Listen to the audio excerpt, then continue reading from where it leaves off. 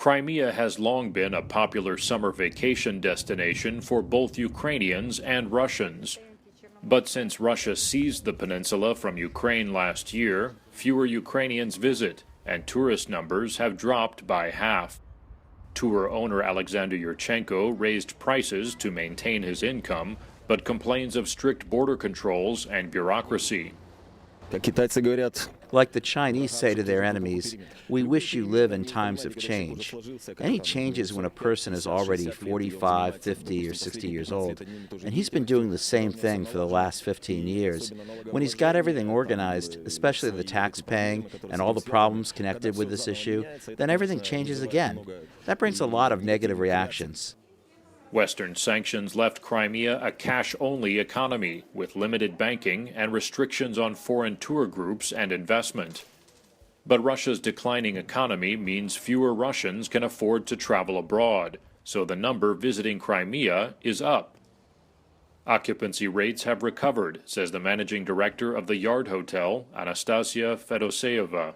The main problem was finding new partners and contacts because the old tour operators cannot work with us anymore. Also, we had problems with this bank system while it was being adjusted. We couldn't process any payments, but I think in the coming season we will not have any problems like that. Last year, Russia's Black Sea Fleet and unmarked special forces surrounded Ukrainian military posts, forcing their surrender. Then Crimea held a controversial referendum, condemned internationally as illegal, resulting in an overwhelming vote to join Russia.